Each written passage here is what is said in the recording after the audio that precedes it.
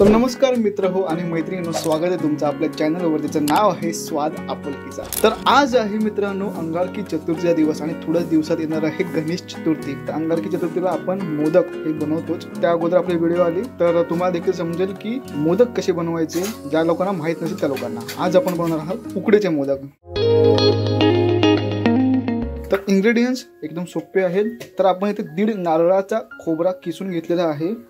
त्याचप्रमाणे एक गुळाची ढेप असते, आय थिंक पाव किलोची, ते आपण इथे किसून घेतलेली आहे सुरीच्या माध्यमाने। आणि इथे आपण वेलची घेतलेली आहे। वेलची तुम्ही घेऊ शकता 15-20, लाईक तुम्हाला किती स्वाद हवा आहे त्यावर डिपेंड आहे ते। त्यानंतरला आपण इथे ड्रायफ्रूट म्हणून बदाम घेतलेले आहेत।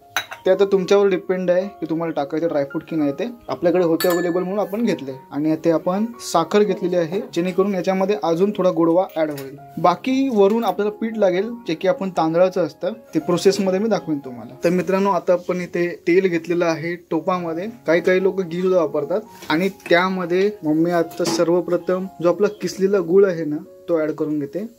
गॅसची फ्लेम मीडियम आहे आणि गुळ लगेच वितळायला देखील लागलाय। ओके, हे बघा, तर आपला गुळ आहे तो पूर्णपणे वितळलेला आहे। आणि आपण यामध्ये ऍड करत आहोत साखर। जास्त साखर घेतली नाही आपण, वाटीमध्ये थोडीशी साखर घेतलेली आहे, बिकॉज ऑफ ऑलरेडी गुळ आहे आपण वापरतोय। तर मम्मी जो हा रेशो वापरते ना साखर आणि गुळाचा, त्यामुळे कधी असं नाही झालंय की खूप जास्त गोड मोदक झालेत किंवा खूप कमी फिकट झालेले आहेत। जितकी गरज आहे ना तितकाच गोडवा मोदकाला येतो। हा जर अंदाज किंवा रेशो घेतला तुम्ही तर साखर आणि गुळाचा। त्यामध्ये आपण आता हा जो किसलेला नारळ आहे ना तो ऍड करत आहोत। त्यात लगेच मम्मी आता वरून जे आपण बदाम कुटलेले होते ते सुद्धा ऍड करून घेतलेले आहेत। इथे तुम्ही बदामासोबत काजू सुद्धा वापरू शकता किंवा काही वापरू शकता, आणि तर नाही वापरले चालेल। आता आपल्याकडे अवेलेबल होतं त्यामुळे आपण वापरलं, नाही तर नाहीच वापरत मोस्ट ऑफ द टाइम। तर हे बघा, आपण सगळे इन्ग्रेडियंट्स जे होते ना ते टाकून घेतलेले आहेत। आणि ह्याला म्हणतात चो किंवा चुरण, जो की आपण मोदकासाठी वापरतो। म्हणजे मोदकाच्या पिठामध्ये आपण जे फिल करण्यासाठी वापरतो फिलर, त्याला चो किंवा चुरण म्हणतात। ते आपण इथे तयार केलेलं आहे। गॅसची जी फ्लेम ती मीडियम आहे। तर मी तुम्हाला शिजून झाल्यावर ते एक्झॅक्ट टाइम सांगतो की याला किती टाइम लागेल ते। तर आता जवळजवळ ते 15 ते 20 मिनिटं झालेली आहेत मित्रांनो। आणि जो आपला चुरण आहे किंवा जो चो आहे मोदकाचा, तो तयार झालेला आहे। आणि तुम्ही पाहू शकता की तो शिजल्यावरती कसा दिसतो, अगोदर कसा दिसत होता आणि आता कसा दिसतोय। जो पूर्ण गुळ होता ना तो ब्लेंड झालेला आहे पूर्ण, आपला जो खोबरा होता त्यासोबत। आणि आता गुळ कुठे दिसत नाहीये, परंतु खोबऱ्याला गुळाचा जो रंग आहे तो आलेला आहे आणि वास देखील घमघमाट सुटलेला आहे। त्यावरून तुम्ही समजू शकता की आपला जो चुरण आहे तो तयार झालेला आहे। आणि यामध्ये आता आपण ऍड करत आहोत शेवटला वेलची। अगोदर वेलची ऍड केली नाही, कारण का अगोदर केली तर मम्मी म्हणते की त्याचा स्वाद निघून जातो, आणि वरून अशी केली ना आपण तर स्वाद मध्ये टिकून राहतो। तर आपण गॅस बंद केलेला आहे आणि वेलची ऍड करून मम्मी त्यामध्ये मिक्स करून घेते। तर मित्रांनो, चुरण तर तयार झाला, जो की आतला असतो। आता बाहेरचं जे कव्हर तयार करायचं, म्हणजे जो मेन मोदकाचं आवरण तयार करायचं ना, ते आपण तयार करणार आहोत या तांदळाच्या पिठाने। आता कसं आमच्याकडे मोजमाप करण्यासाठी काही हाय नाही, पण मम्मीचा अंदाज आहे की 300 ते 350 ग्राम हा असेल 100%। आणि इथे आपण एका टोपामध्ये 1.5 ग्लास पाणी घेतलेलं आहे। त्यामध्ये थोडंसं आपण मीठ टाकलेलं आहे चिमटीवर। हे बघा, इथे आपण त्या पाण्यामध्ये चिमूटभर साखर देखील टाकलेली आहे। आता पाणी आपल्याला उकळून घ्यायचं आहे, त्या उकळलेल्या पाण्यामध्येच मळून घ्यायचं आहे पीठ आपल्याला। हे बघा, आता मग मी यामध्ये थोडासा तेल देखील ऍड करून घेते। म्हणजे काय केलं आपण, सर्वप्रथम टोप ठेवला गरम करण्यासाठी गॅसवरती। त्यानंतर आपण त्यामध्ये टाकलेलं आहे 1.5 ग्लास पाणी। त्यानंतर आपण त्यामध्ये ऍड केलं थोडंसं मीठ, नंतर चिमूटभर साखर, आणि आता लास्टला मम्मीने तेल ऍड केलेलं आहे। एक डाऊट पण क्लिअर करतो की साखर आणि मीठ का टाकली पाण्यामध्ये, कारण का आपलं जे कव्हर आहे बाहेरचं जे तांदळाचं, त्याला साखरेने गोडवा आणि मिठाने टेस्ट येईल, त्यासाठी आपण ते ऍड करून घेतलेलं आहे। हे बघा मित्रांनो, आता उकळी आलेली आहे पाण्याला, आणि आपण आता यामध्ये पीठ ऍड करून घेतोय।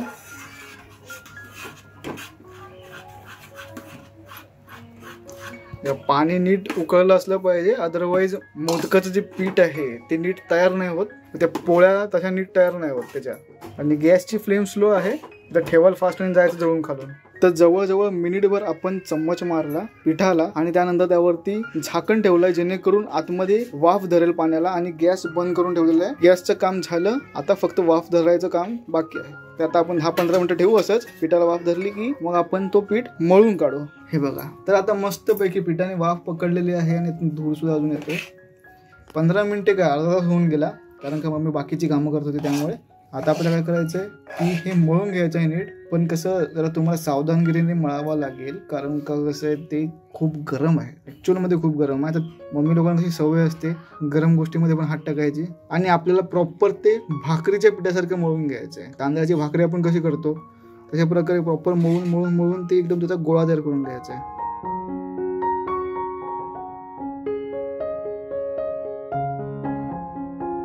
तर हे बघा मित्रांनो, आपला जो पीठ आहे तो मळून तयार झालेला आहे आणि अशा प्रकारे तो असला पाहिजे.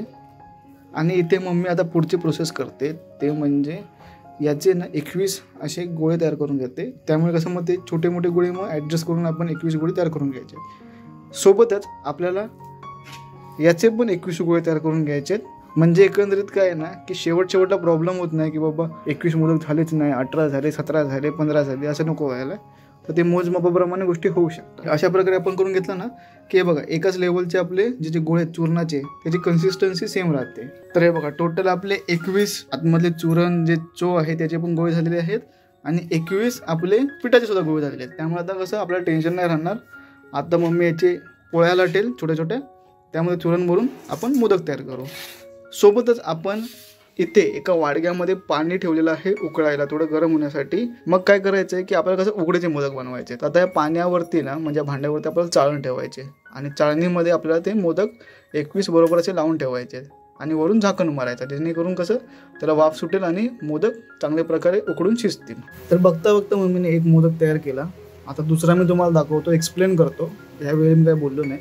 तर अशा प्रकारे आपल्याला पिठाची ना थोडी पोळी करून घ्यायची बोटांच्या मदतीने. थोडी खोलगट पोळी असली पाहिजे वाटीसारखी, मग कसं पुढची प्रोसेस करायला इझी जातं अजून. त्यामध्ये आपण असा तो चोचा गोळा ठेवायचा आहे आणि मग अशा कळ्या काढून घ्यायच्या. त्यानंतर हाताने सावरून आणि गरज लागली तर पाण्याच्या मदतीने असं, म्हणजे कसं हाताला चिकटतं ना, तांदळाचं पीठ चिकट असतं त्यामुळे थोडंसं पाणी लावून हाताला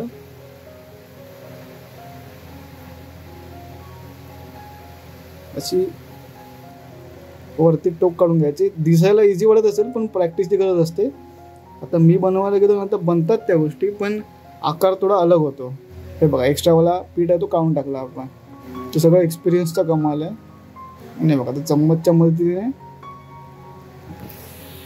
थोडं ती खाचा देखील मारून घेते थोडी डिझाईनसाठी. आणि हे आपले मोदक तयार झालेले आहेत. असे आता टोटल हे 21 मोदक तयार करेल आणि त्यानंतर पुढे कसं उकडायला ठेवायचं ती प्रोसेस मी तुम्हाला दाखवतो. हे बघा आता एका चाळणीला ना मम्मीने तेल लावून घेतलंय आणि त्यामध्ये हे मोदक असे ठेवते. आणि हा उंदीर मामाचा 22वा मोदक एक्स्ट्रावाला. आता हे बघा हे आपल्याला त्या पाण्याने भरलेल्या भांड्यावर ठेवायचं आहे आणि त्यावरती ताट ठेवायचं आहे झाकण म्हणून, आणि गॅस ठेवायचा मीडियम आणि 15 मिनिटासाठी ते वाफवायचं आहे. ते फायनल मोदक आपले जे तयार होतात ना ते हे बघा असे दिसतात. यावरती मस्तपैकी गरम गरम तुपाची धार टाकून तुम्ही खाऊ शकता, अदरवाईज असं पण खाऊ शकता. तर मित्रांनो अशा प्रकारे आपण नैवेद्य म्हणजे प्रसाद हा देवासाठी ठेवलेला आहे. आज आपण दाखवलं की उकडीचे मोदक कशा प्रकारे तयार करायचे. आणि लवकरच आता गणेश चतुर्थी येत आहे, तर ज्या लोकांना करता येत नसेल त्या लोकांना सुद्धा ते करणं सहज शक्य होऊन जाईल. तर व्हिडिओ तुम्ही लाईक, शेअर, सबस्क्राईब नक्की केली असेल असं मी गृहीत धरतो. आणि नेक्स्ट व्हिडिओ पाहण्यासाठी इथे क्लिक करा.